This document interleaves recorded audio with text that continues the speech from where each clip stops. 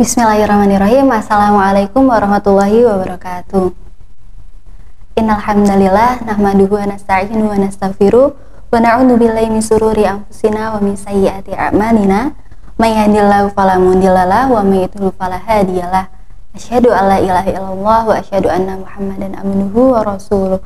La nabiyya wa la rasula ba'da.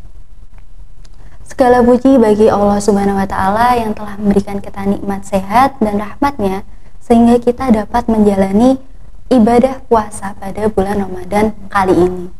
Yang kedua kalinya tidak lupa juga kita haturkan sholawat serta salam kepada junjungan Nabiullah, Nabi besar kita Nabi Muhammad SAW yang telah menuntun kita dari zaman kegelapan menuju zaman yang terang benderang, sehingga kita dapat membedakan mana yang hak dan mana yang batil. Para pendengar yang dirahmati Allah Subhanahu wa taala, bulan Ramadan adalah bulan suci yang dimana pada bulan ini dilipat gandakan seluruh amal ibadah kita.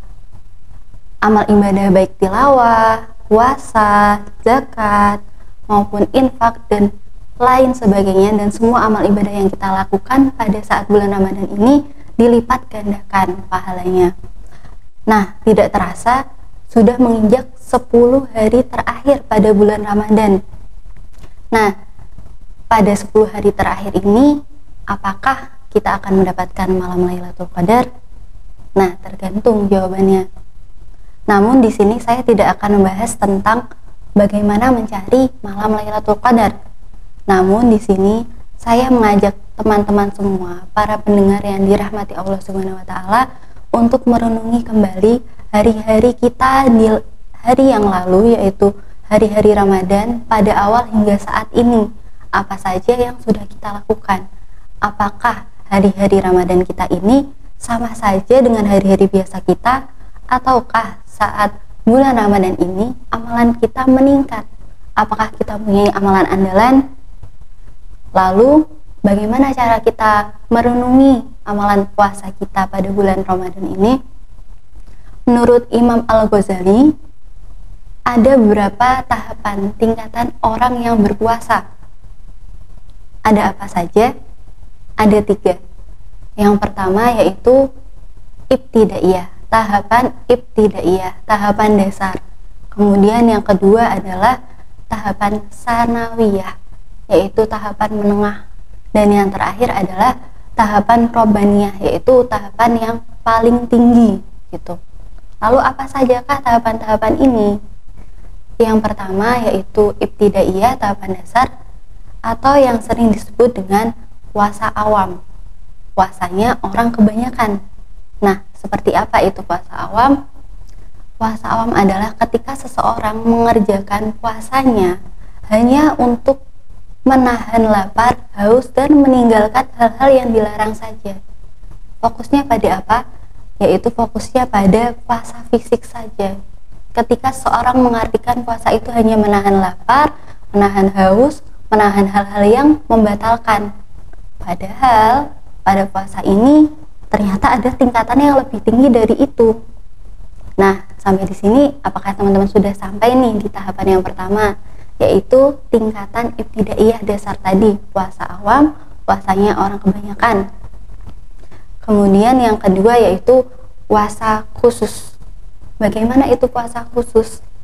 Nah, pada puasa khusus ini orang yang berpuasa tidak hanya menahan lapar, menahan haus, menahan hal-hal yang membatalkan puasa, namun pada tahapan ini sudah dapat menahan dari hal-hal yang berlebihan juga. Dengan apa? Yaitu dengan menambahkan kebaikan-kebaikan. Maka kita tilik kembali teman-teman. Kita tilik kembali apakah pada bulan puasa ini kita hanya maknai puasa untuk menahan lapar, haus, dan hal-hal yang membatalkan, ataukah kita juga dapat menahan diri dari hal-hal yang berlebihan tadi. Contohnya seperti apa? Contohnya seperti fenomena war takjil. Apakah teman-teman beli takjil kebanyakan lalu nggak dimakan, ataukah teman-teman mengubahnya menjadi hal-hal yang lebih bermanfaat dengan amal ibadah yang lain seperti infak, sedekah, dan lain sebagainya. Nah, di sini kita diuji untuk dapat mengendalikan diri. Mengendalikan diri dari apa? Dari hal-hal yang berlebihan tadi, kayak gitu. Nah, pada tingkatan ini biasanya disebut dengan puasanya orang soleh. Puasa khusus sudah naik satu tingkat di atas tingkatan yang sebelumnya. Nah, yang terakhir yaitu puasa khususul khusus. Itu puasanya para nabi dan rasul, begitu. Seperti apa ini? Nah, ketika pada tahapan ibtidaiyah dan sanawiyah tadi, kita hanya fokus pada puasa fisik, pada puasa psikis. Di sini kita sudah naik tingkatannya.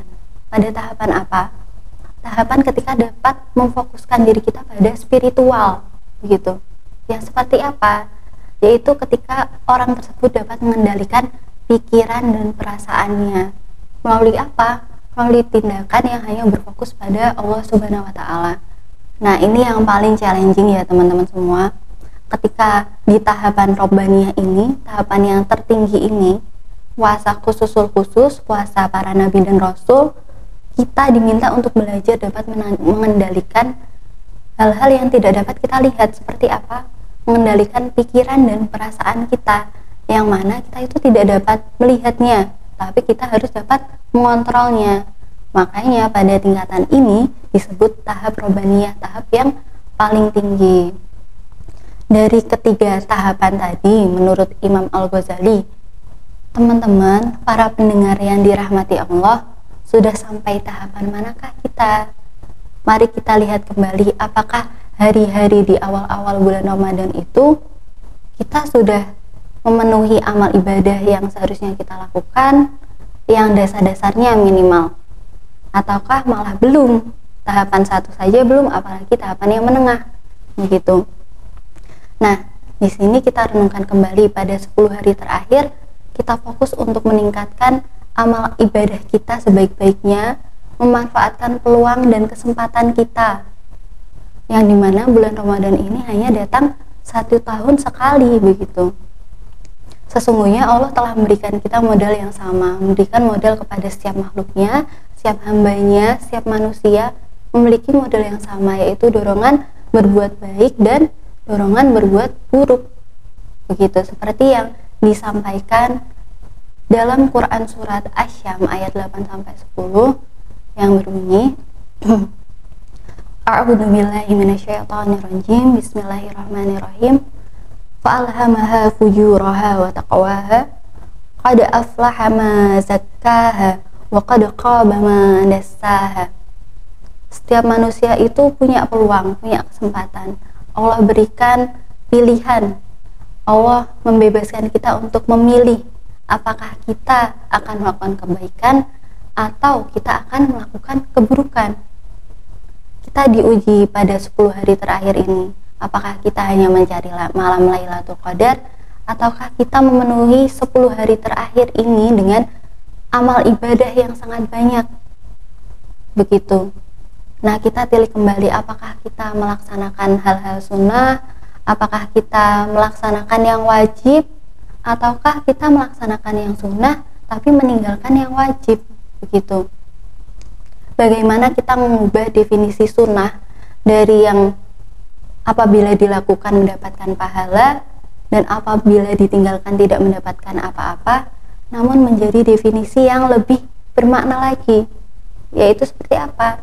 Mendefinisikan sunnah adalah apa yang dilaksanakan mendapat pahala dan apabila ditinggalkan merugi, kayak gitu. Nah, coba kita lihat kembali masjid-masjid kita. Ketika di awal Ramadan, masjid penuh sampai belakang, semua shofnya terisi. Mari kita lihat kembali apakah masjid-masjid kita ini masih penuh sampai sekarang, ataukah tinggal 1-2 shaf saja, gitu. Nah, pada 10 hari terakhir ini menjadi kesempatan kita untuk memperbaiki diri, untuk introspeksi diri. Tidak ada yang terlambat, mari kita tingkatkan seluruh amal ibadah kita.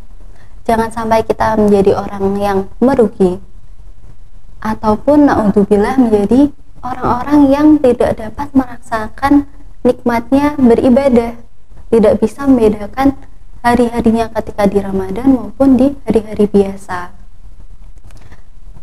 Cukup sekian dari saya.